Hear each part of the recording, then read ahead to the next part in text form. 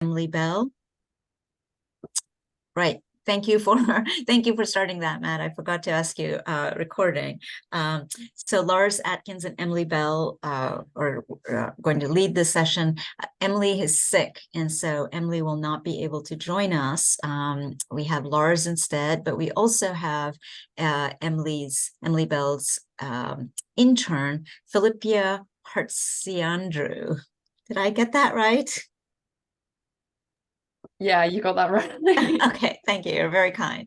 And so Lars will be leading the discussion, and then Philippia will come in. So let me just quickly take a moment and introduce both of them, and then I will go on mute and hand it over to Lars. So Dr. Lars Atkins is a lecturer in Victorian literature at the University of Kent and co-editor with Dr. Emily Bell of the Current Index. Dr. Atkins' recent monograph is called Writing the South African San, Colonial Ethnographic Discourses. It came out from Palgrave in 2021, and the book examined the intersections between literature and ethnography in the construction of racial discourses in 19th century Britain and South Africa. Dr. Atkins has research interests in colonial book history, especially the early settler newspaper and periodicals of South Africa and Australia. They are currently co-investigator on an AHRC-funded research network exploring anti-racist pedagogies called Victorian Diversities, and they're also a contributor to Undisciplining the Victorian Studies Classroom. Philippia is a student of journalism at the University of Leeds and has been interning with Emily, and she'll tell you more about the project that she's been working on. So I'm going to hand it over to you, Lars. Thanks so much, Preeti, for that incredibly generous introduction. This is really going to be a show and tell. I can see just from who's in this room that so many people in this room have such a rich knowledge of attribution scholarship and have done such wonderful work, and I would love each and every one of you to come into the discussion. But what I'm really here to do is really say a few words about what the Current Index is, and then I'm just going to walk you through some of the functionality of the website, because we've spent a bit of time over the last couple of years updating both the back end and the front end of the index. And yeah, really then the final section, we're going to begin with Philippia's work with Emily, looking at some of the data at scale and what she found. And then I'm just briefly going to gesture towards the kind of broader theme of this session, which is really, what kind of historical work does attribution scholarship do beyond the incredibly useful bibliographic function of letting us know who wrote the articles we read in the 19th century periodicals, right? What is the broader work of historical recovery that attribution scholarship can contribute to? So I will just proceed with my show and tell by sharing my screen with you guys. And then we can move outwards from it.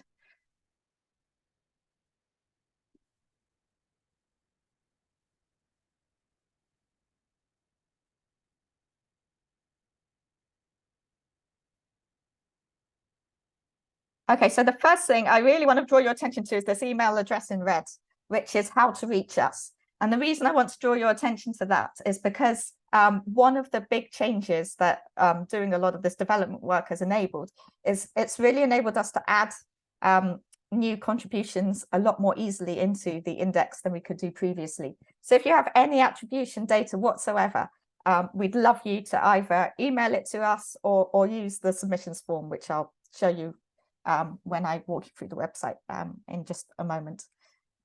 So yeah, please get in touch. So what is the Current Index? Some of you may well be asking. Some of you may have found us and used us. Some of you might be wondering. Well, it's an open access index of 171,000 attributions by around 3,500 contributors from 59 periodicals. It builds on the foundational work of the Wellesley Index, and when you click on a periodical on the current website, you'll see we relate the data we have on the current index to the data that's in the Wellesley, which is not housed on the current. It's housed by ProQuest, and it's also in hard copy form in 5 volumes. But this builds on the Wellesley, and it builds on the work that Eileen Curran did post Wellesley up until I think 2013. Patrick will correct me if I'm wrong on that. It's been available as an online open access database since 2003, but we're hoping that the changes we've made in the last couple of years will make it even easier to use. It also includes short histories of the periodicals covered and brief biographies of contributors. And again, you know, if our contributor biographies are very uneven, and so are our periodical histories. So if you have anything to add to either of those, please do let us know, because we can easily update those. And I just thought I'd include this wonderful quotation from Patrick about the current index that he included in his wonderful reflection on the life of Eileen Curran in VPR some years ago. He said, "I've often thought that the current index represents a perfect distillation of Eileen's characteristic habits of mind as a scholar. Indomitable investigative energy, delight in precision, scrupulosity about evidence, and wariness of conjecture." And this is something I will say about the current, is it's a reference work. We're very careful about how about verifying the attributions from primary sources, so either ledgers or memoirs and other pieces of life writing or correspondence. Okay, so you know, really maintaining that gold standard when we're adding to the database. So, you know, if you do use it, you do reference it, you can be sure that as far as it's possible, we've done the utmost to make sure the data is accurate. What else do I want to say here? We've been very lucky with the ongoing support of RSVP. We've been able to add some attribution data from Chambers journal to the database in the last couple of years. We've got about 2,500 articles, which Mila Daskalova transcribed from the Chambers ledgers at the National Library of Scotland. Transcriptions have revealed 375 additional contributors, as well as new contributions from many well-known writers. I've given a few examples there. But yeah, there many more writers are involved in the attributions there. So that's a new periodical we've been able to add, and we hope to do some more work on the Chambers Journal in due course as well. Okay, I think that's pretty much all I have to say about the background to the current. So what I just wanted to do now for the next few minutes is walk you through the website and a few of the different ways in which you can access the information. But before I do, has anyone got any questions or comments or anything they'd like to add at this juncture? Patrick. I just want, thank you. That was a lovely introduction, Lars. And I just wanted to add that, well, I want to add what a wonderful job you and Emily have been doing on this. I mean, it's just, redoing the interface was a huge job, as you know, working with the people to do that, and then getting all these Chambers attributions in was no simple task. So it's just terrific. But I wanted to reiterate something that you mentioned about being open to attributions from the world at large, because this is a way in which the current index is very different from the Wellesley index on which it was originally modeled, which, as you know, if you know the Wellesley index, is very much a periodical oriented thing. You know, they would take a periodical and try and get as many attributions for that periodical as possible. And that's great. And the Chambers project is really much in that mold. But now the current index, because it's online, because of a lot of things, if you just happen to know one article that you've come across in your research and you have found a letter or something else that says, oh, well, this is by so-and-so, tell us, you know, let us know. It can go in. It doesn't matter if that periodical is already in the current index or not. We'll add it just to have that one attribution. So the current index is casting its net much, much wider than the 44 monthlies that the Wellesley Index was focused on. And that means that it's open to crowdsourcing in a way that, attribution research has never really been before. Yeah, that's Pretty. Are you going to come in? Sorry, I actually just wanted to ask Patrick, that was super helpful. And can I just, maybe you don't want to make this parallelism, but can I just ask, so you said the Wellesley Index is a periodical project, it's periodical based. Would you say that the Kern, and either Lars or Patrick, the Kern is more people based? I mean, do you want to make that parallel, or did you resist it for a reason?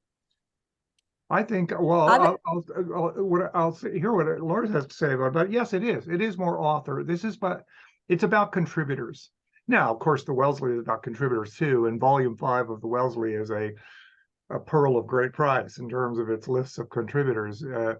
But yes, it is. We're not, the Wellesley, because of its publishing structure and because, of course, it was a traditional reference book, they had to have a certain percentage of known attributions for a periodical before University of Toronto Press would even consider publishing it. So they had to be very restrictive. So they, in many cases, they were relying almost entirely on things that had ledger books that survived for that periodical and so on. Not always, and they did amazing research. That story has yet to really been told about what the Wellesley Index did, which was astonishing. But no, you're right. I think it's absolutely true, and I think Lars will back me up on this. That this is very much we're bringing writers out of the shadows. That's what it's about. We're about contributors.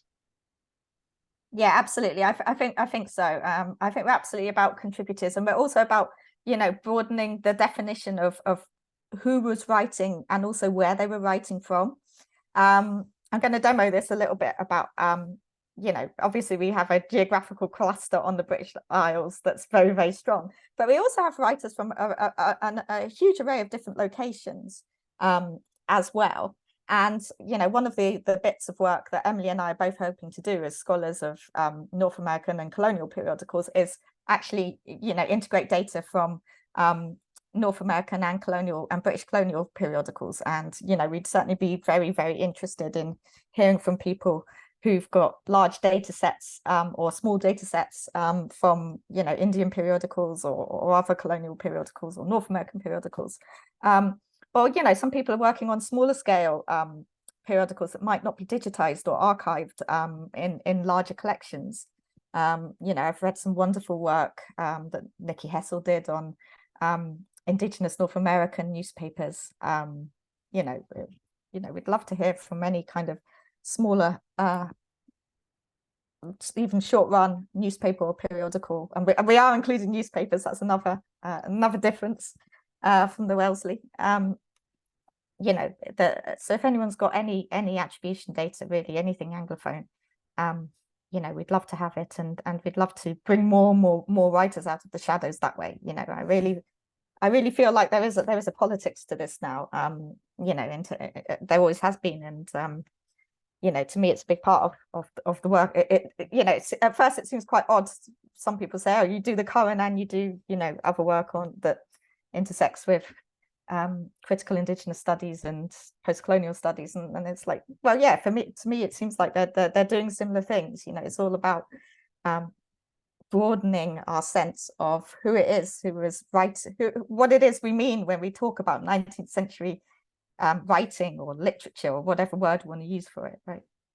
Who and what, the who and the what we think of.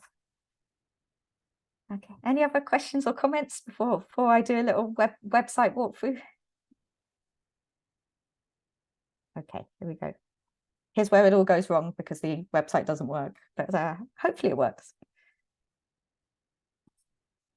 Okay, so if you go to the website, currenindex.org, you'll be the first. Ooh. Am I sharing my screen yet? No.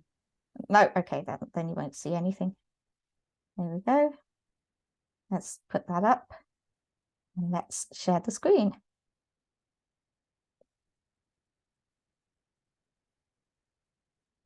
Yes. Okay, fabulous. There we go.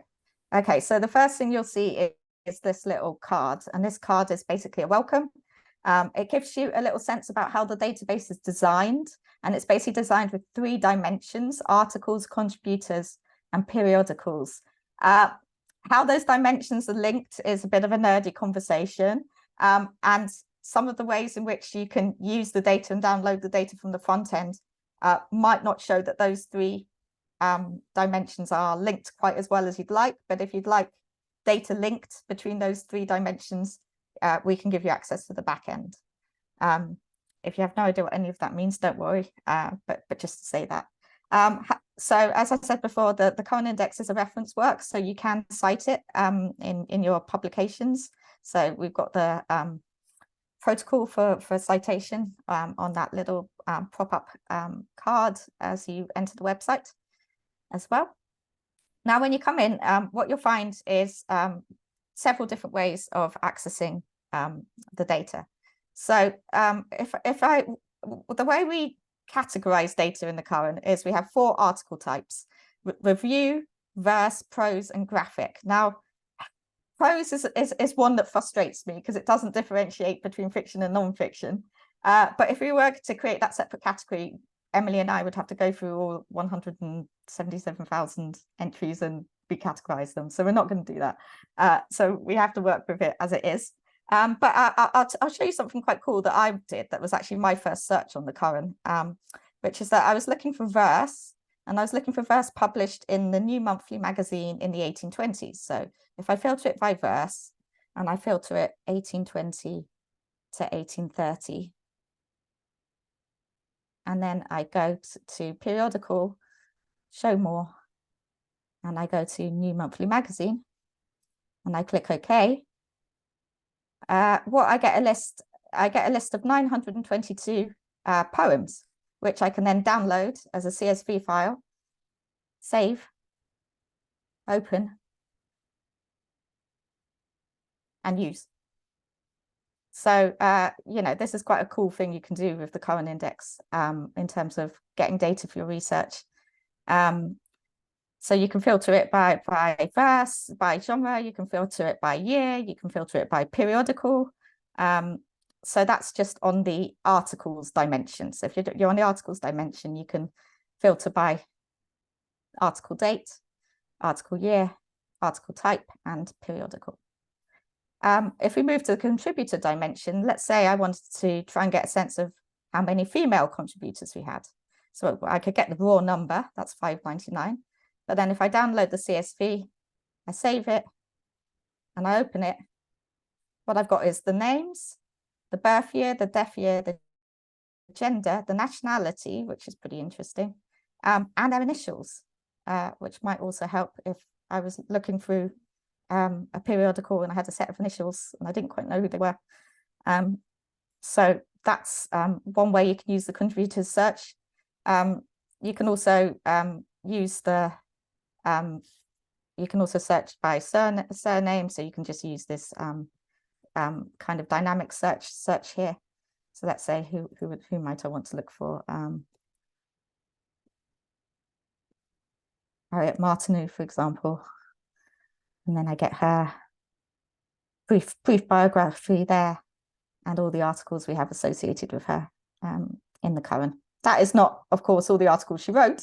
That's all we currently have in the current. And the other thing, if you don't quite know what you're looking for, is we have these browse functions. The other way you can use articles is, let's say you know the name of the article, but you don't know the writer.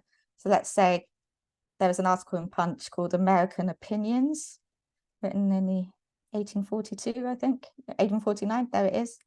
So then I could get it up and I could get the writer if we've got the attribution we happen to have because of the fantastic work that's been done on the Punch ledgers. We've got some brilliantly full information about this particular contributor. So that's the other way we can use the articles dimension. So if we move to the contributors tab, we can filter that by gender, by nationality, by education as well, because we've got universities where we know them. So that's a facet you can to search, and you can also filter by birth year and death year. So, you know, if you know someone was born or died in roughly a year, then you could, and you knew roughly what their surname was, or you could find them that way. And the periodicals tab is fairly self-explanatory. That's where we would go to find all the periodicals we have. There we go. But if you just wanted to browse, the easiest way to do it is to use the browse function. So the browse function is we can use it. You can sort of categorize it by periodical or by contributor. So if you want to just see, okay, what periodicals are in the current, so this just gives you the list on cards. And when we did give the titles, the dates here, that's the dates for which we have attributions, not the dates that those periodicals ran. Although if you looked at them, you would at least get a brief periodical history. Again, these aren't perfect, but it would tell you the dates of the periodical in question, and it also gives you some information about what articles we have on that periodical in this, where we got them from, and where relevant, the relationship between what's current and what's in the Wellesley. Oh yeah, there was another fun. You can also use the browse function by contributors. So if you just wanted to see, you know, all the several thousand contributors we've got arranged alphabetically, you can do it that way. But then you can filter it. So again, we could filter by gender, and then we could filter by nationality. So you know, the nationality clusters, some of them are what you'd expect. So obviously we've got a lot of English, Scottish, and Irish. But sometimes we've got some unexpected things, like we have one female contributor from New Zealand, Isabella Alma, who actually, when you look at her biography, seems like a fairly interesting person to do more work on. Of course, it's not loading. But anyway, you know, yeah, there we go. Married to Captain Fenton John Elmer, but wrote Distant Homes, and also did, it turns out, published a few articles in Once a Week, and there's a research project right there. So yeah, those are just some of the ways in which you can use the current. But the last thing I really wanted to show you is how to get in touch with us. So you can email us via the email here, or you can, if you've got attributions that you want to add, you can use our submissions form, which is an online form. I'll just draw your attention to this, and because of the way our data is structured, there are particular ways in which you have to put in your data. So it's great if you can check if the person, the contributor you've got is already present in the index, because if they're already present in the index, you just fill in the document section, which is essentially the article details. But if they're not already present in the index, you'll need to fill in the document section and the contributor section. And if you've got an attribution from an article and a contributor and a periodical that's not in the current, you'd need to fill out all three of those such sections to make sure we can link all the data up, essentially.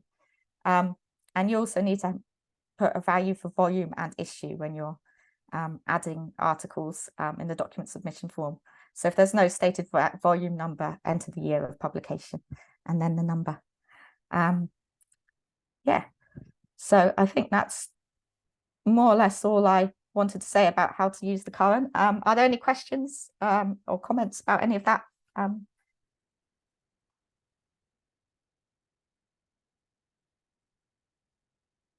Hello, Lindy, was that a question?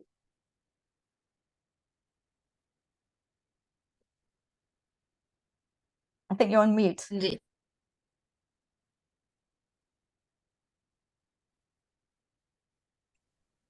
I was wondering what you do if the contributor has frequently used a pseudonym. Do they have to print it twice? So you can put in notes. So there's a note section where you could put in you frequently use the pseudonym, whatever the pseudonym was. Yeah.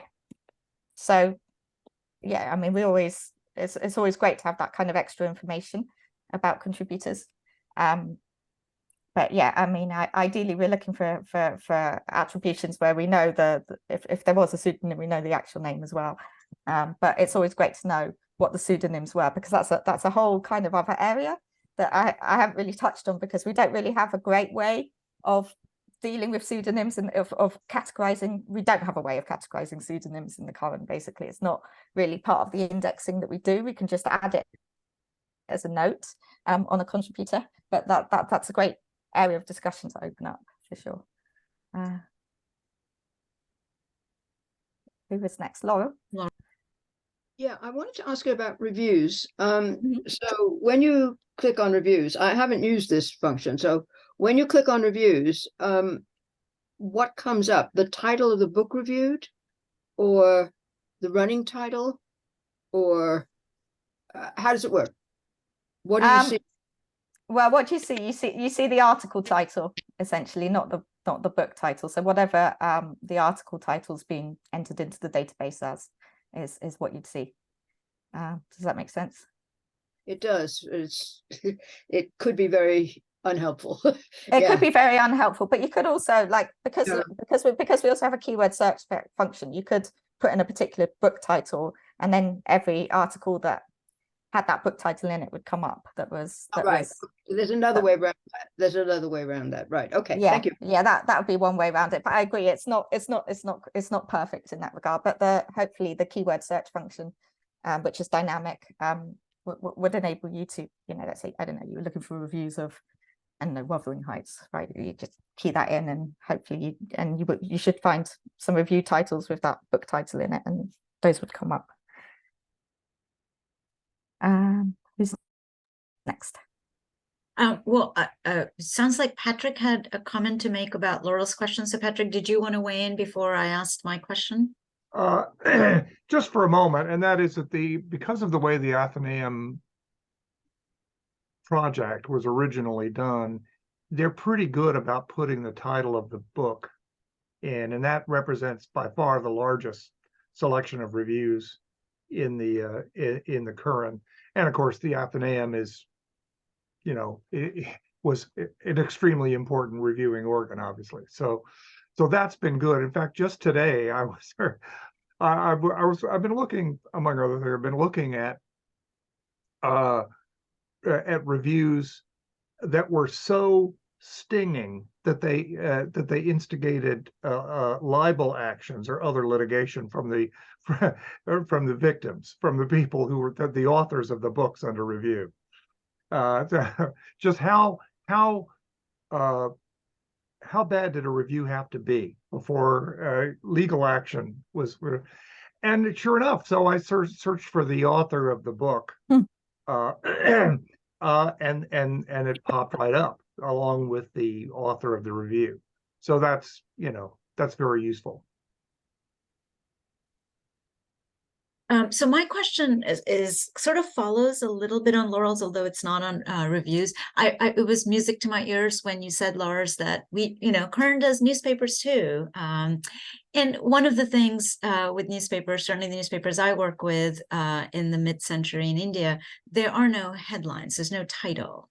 And so, those didn't start to emerge until the 1860s, as far as I can tell. What first line? And this is literally something I'm having in an article. I think this is a really interesting question, and one we're going to have to answer as we start to incorporate colonial newspapers, which, after all, are the periodicals of their areas for very, very, very, very long time in some cases. So yeah, sometimes there are section headers that identify them. Sometimes there is a headline, or sometimes there's just little breaks, isn't there? There's just a kind of a thick line break between. So I guess you would use the paper title and the volume and issue number and the page number, maybe would be the best, right? Maybe column number if you could. But yeah, I agree. Maybe we need to sit together and come up with a protocol for that. That'd be something that I would personally find very fun. So yeah, but it's an interesting question, and one that we are going to have to probably come up with some guidelines on as we start to incorporate more colonial newspapers, definitely. But I'd love to sit and talk to you about that, and getting your data into the current. That'd be great.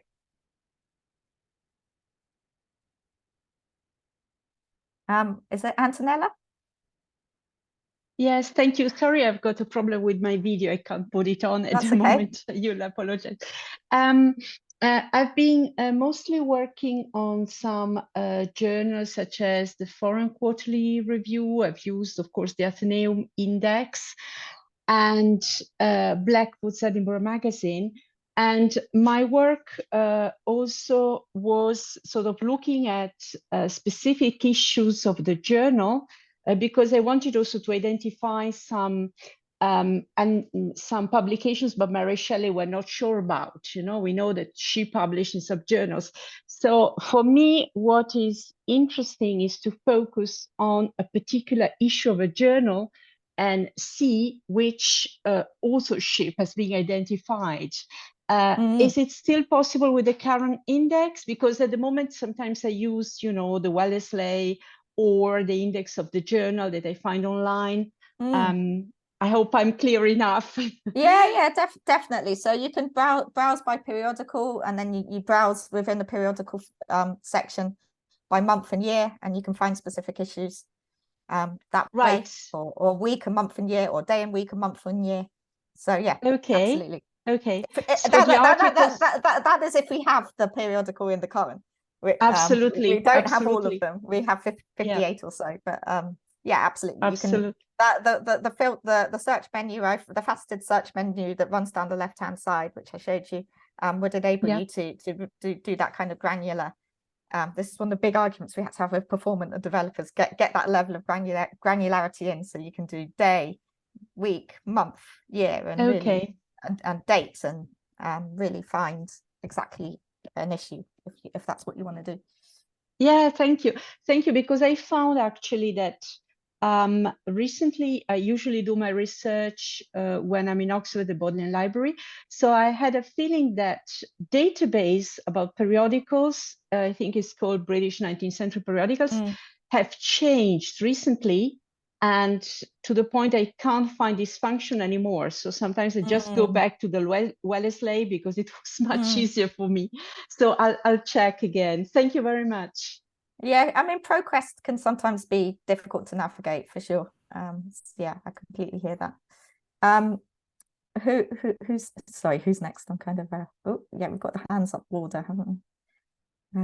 Yes, the hands are in order, so I think it's Jennifer's next and then Rebecca. So sorry, I told you I would moderate, but then I kind of left it to you. So yeah, that's okay. First, Lars, just to join the chorus of thanks for this incredible gift to the profession, to you and to Emily and to the whole team. This is really amazing work. And it's wonderful to hear that you're broadening to colonial periodicals. And as you won't be surprised to hear, I'm curious as to whether there are plans to add the foreign language press in English as well. So not the colonial papers, but in informal empire. Yeah, you know, look, Jennifer, if you wanted to give us your data, we'd be delighted to have it. So that's my real question about that data. Yeah. So I'm curious as to whether you've explored enough yet to know we are, as far as we can tell, the publishers' ledgers and so on in Chile were destroyed in a series of earthquakes and fires. So finding that data is really difficult. And I just curious as to whether that's something you found in the colonial and the foreign language press in general. I mean, absolutely. In terms of my own research, it's like frustratingly difficult to find out. I mean, you can do it where people are really famous, you know, and have left correspondences that you can find in British archives or in South African archives. You know, these everyday poets and correspondents, like, finding out who they are, I mean, that's going to be so hard. It's tracing it indirectly then. That's yeah. I mean, the only way I've been able to find it is, you know, in letters, but then sometimes it's not stuff you can be 100% sure about. It's like someone thinks it might have been, you know, I don't know, this particular merchant. But again, you've got no way of hard verifying. But I suppose, you know, I think for colonial newspapers in particular, we might have to have a sort of a, because we have in the current, we also have different degrees of certainty on the attributions. So we have like a scale going from very high to medium. So, you know, we could certainly come up maybe between us. Maybe this is something you, me, Pretty, and whoever else is working on foreign colonial and other foreign and Anglophone newspapers from across the non-Anglophone world as well, might want to come up with a sort of a set of protocols for newspaper attribution. Wonderful. Well, thank you so much. That would be a really useful thing, I think. But yeah, I don't have good answers to that either. Rebecca? Thank you. So I have another question. It's kind of a follow-up on Jennifer's question. I'm very grateful for the index's existence and all of your work on it as well. So I'm thinking about location and empire in a different way, which is where are papers being distributed as opposed to where they're being published. So where the circulation reaches. And sometimes that is suggested in really oblique ways. Like I'm struggling with a paper that offered a promotional print of the immigrant Australian family in their cottage reading that particular paper. I'm not sure if that means it was actually that batches of them were sent to Australia or people were expected to take them on the ship, or this was advertising to suggest that the readers in London moved to Australia. So I'm wondering, like, are we planning anything like a map or something that would show not publishing sites, but distribution and the way distribution becomes global? I mean, that's so interesting. It's not something we do as part of the current, but it's, you know, it's something that's really interesting. So one of the sources of information I like to use about that is booksellers' adverts in newspapers, which can sometimes tell us what's coming in on what ship and that sort of thing. And that can give us a sense of that global distribution. But that'd be a fascinating thing to map. To sort of pull together a map. I absolutely agree. Thank you. But it's not something we've got scope. We haven't got space on our server on the current to do it as part of the current. But it'd be a great thing to do. Michelle? Okay, Lars. I have a couple of questions. Looking at contributors, the filter of nationality, is that according to where they were born or where they published? Or yeah, that's a great question. I think according to where they were born, according to okay. I mean, according to what information we've got from reference sources or from correspondence. Okay, so it could be both, where they were born or where they published, or normally it's where they were born. Well, it'd be where they were born. Yeah. Okay. And the other thing about contributors, it's only about writers, or editors and publishers are also included there? Yeah, only writers under the contributors. We do have in the periodical history some information on editors and proprietors where we know it. Okay, thank you. Great. Thanks.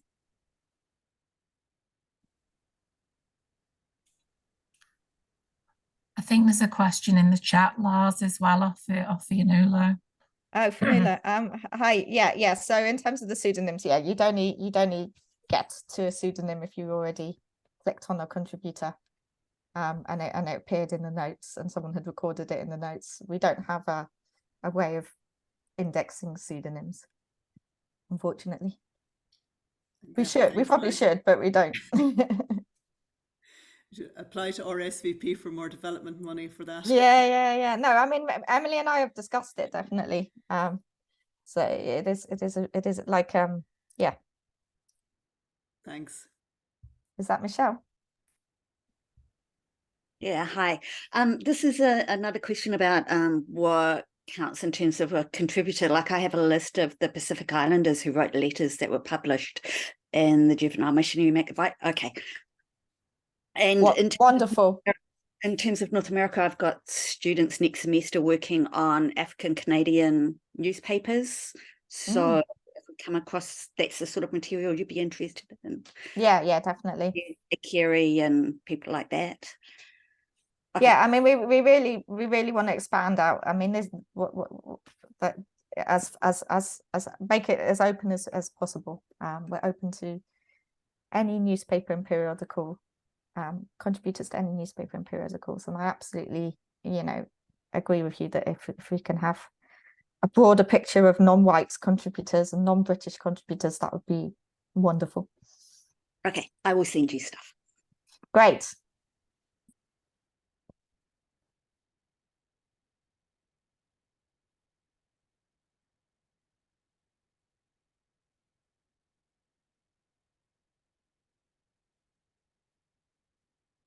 Okay, I think the final part of if there aren't any further questions for the moment, final part of the session, we wanted to talk a little bit about what people have already done with the data in the current. So I'm going to hand over to Philippia to talk about a project she was working on with Emily at Leeds. Hi. So I did a month-long internship with the current index, and I think I'm the first person to have used it since the website underwent this big makeover. And I've had a really positive experience with it, actually. So I was basically interning to just show ways that the website can be used. And then I was sort of tasked with forming my own research questions. And so I began by looking at the data set quite broadly, looking at themes of gender, nationality, across all different publication types, and basically worked out that that was way too broad and couldn't really gain any good research questions from that. So from there, I began looking at individual years. And I noticed in 1855, one of the things I was really interested in was looking at the presence of gender, and particularly women, female authors who had written during the Victorian era. And in 1855, there was a lady called Geraldine Dewsbury who'd happened to write 10% of what was published in the Athenaeum of what we had in the current index. So there were around 1,000 articles or so, and she'd written over 100 of them. And so with what I found in the current index, I basically just formed an interest in looking at Dewsbury and her work. And then I just did a bit of research around her and found out a lot about her relationship with another lady called Jane Carlyle, who was married to the author Thomas Carlyle. And there's a series of letters between the two women, and it spans over years. There's thousands of letters that go between them.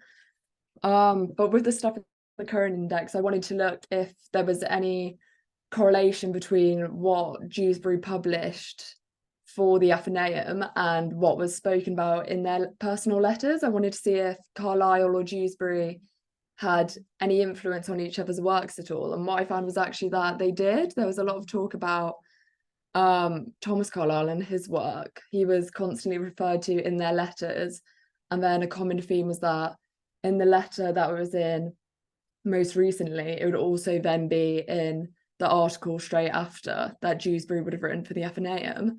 So I actually found it a really interesting experience to use, and the stuff that I did find in the current index was really beneficial and useful to actually learning about the relationship that Jane and Geraldine had. But yeah, that was mine. Thank you. Thanks, that's amazing. So was that 10% of the publications of the reviews in the Athenaeum that we've got catalogued by Geraldine Dewsbury? Or was that for a particular, for which time period? That Just was for the 1855. So just I for think 1855. Yeah, 1,115. So that is a fascinating statistic in itself, isn't it? Yeah. Yeah. Thank you. Thank you.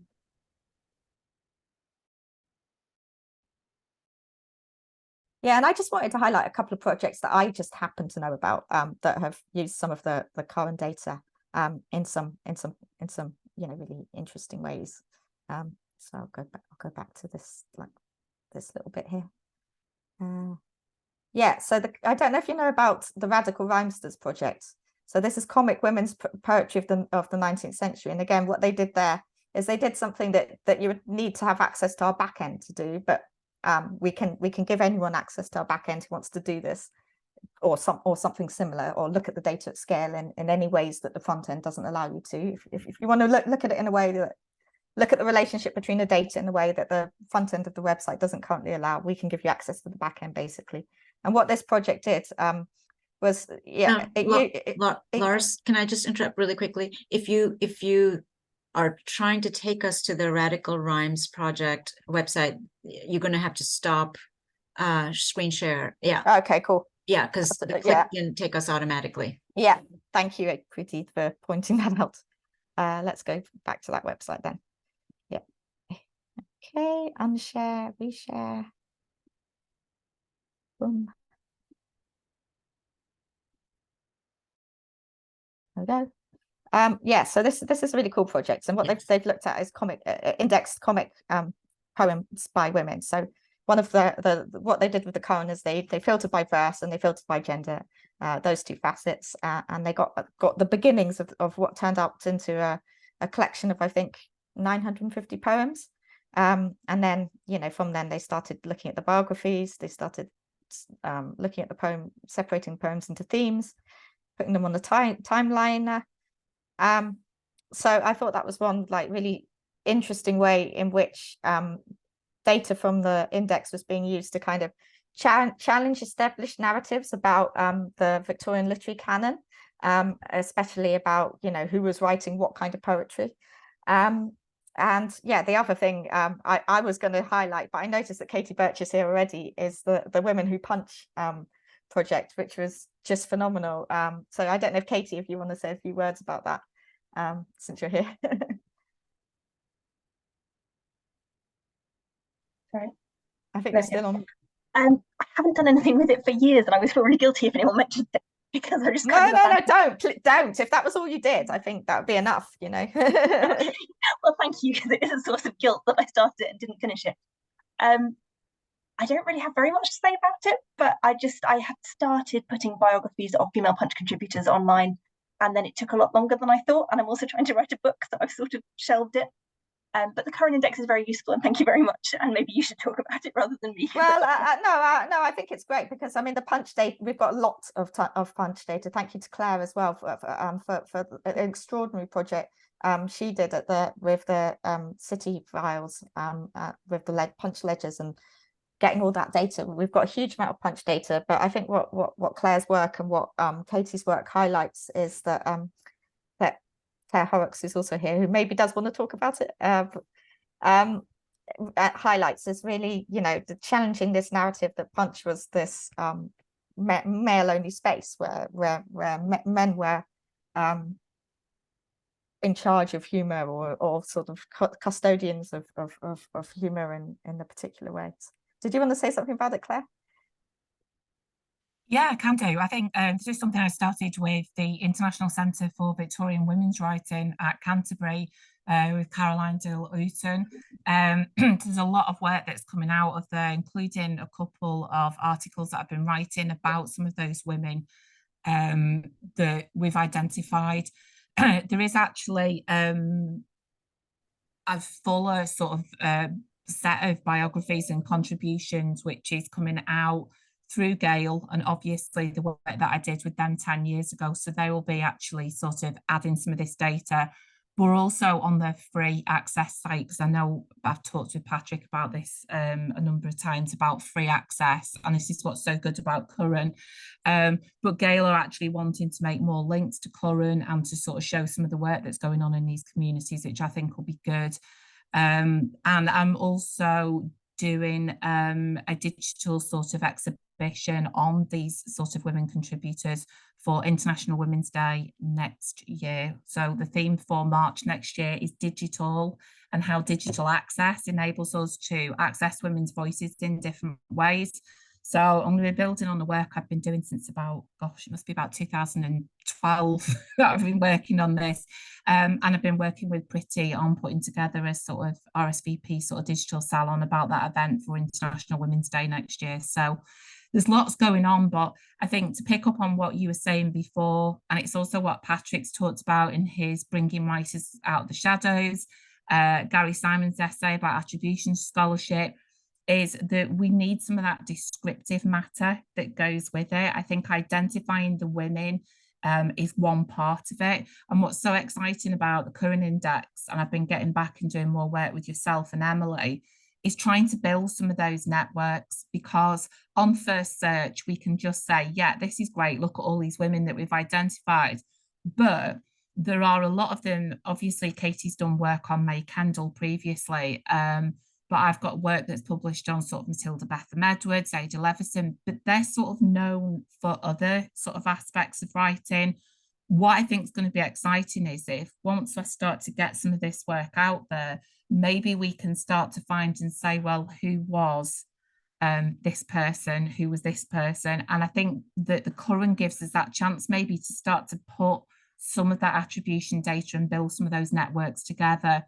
So I've been working with you, Lars, on sort of putting an essay together for the sort of current site about how I built the Women's Project and how it can be picked up by other people. And I think that's the thing that would be so nice, is to see lots of other projects coming out of all this attribution data that's there, because there is a chance that a number of these women, although we may not be able to find them conveniently sort of in the Oxford Dictionary of National Biography, may be buried there writing for some other periodical, and we can start to build some of those networks.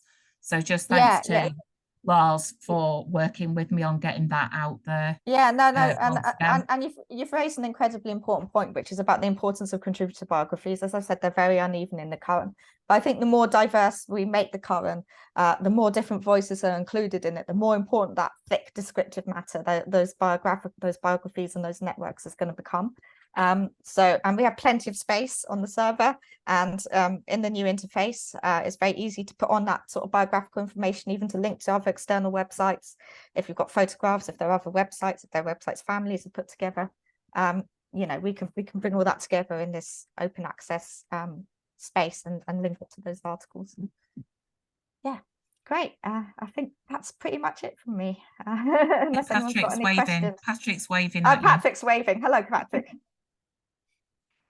Oh no, Patrick's waving. Well, I just wanted to say, I wanted to thank you, of course, Lars, for this wonderful presentation. And just to follow up quickly on something that Claire said about how we're entering a new era of being able to connect to these hidden voices.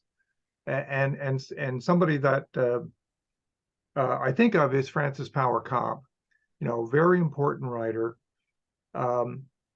It's been almost 20 years since Sally Mitchell published her big, wonderful biography, but people do not have, until now, people didn't have access to Frances Power Cobb's journalism.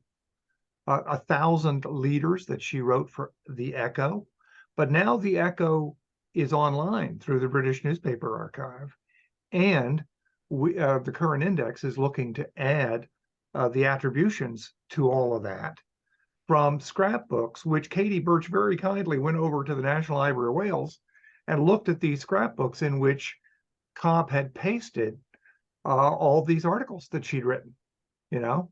So there's a wonderful project where suddenly we're going to be able to, you know, identify all of these articles, and people are going to be able to go and read them and download them and print them in course packets and things like that.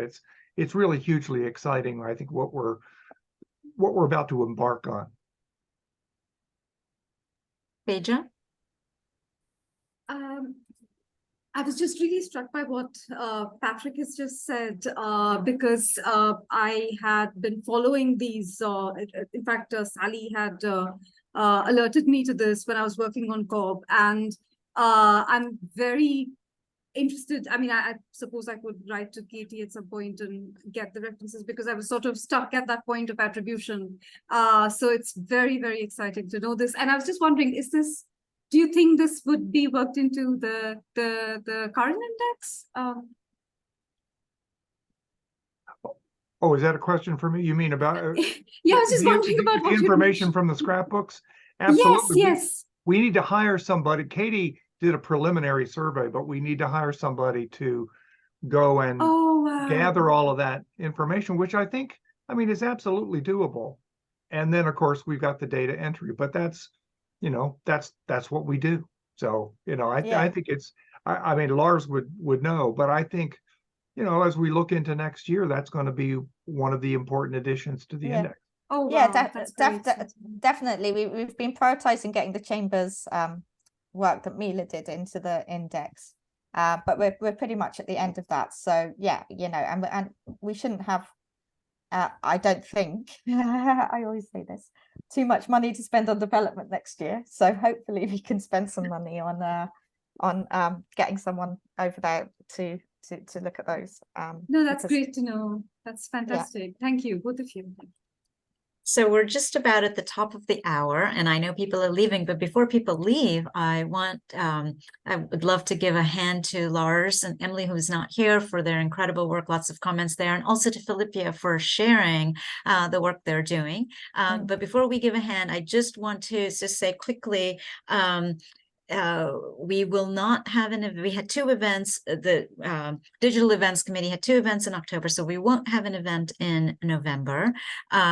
We will come to you in the new year with a series of wonderful new events, one of which is, thank you, Claire, for pitching in. Claire is going to share their work on Women in Punch in March. So do look for that, and we'll have a whole suite of other works. But let's please thank Lars and Philippia, who are here, and Lars and Emily for the work that they're doing behind all of the rest of you.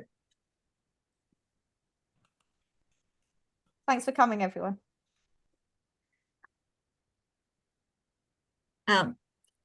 Thank you all, and if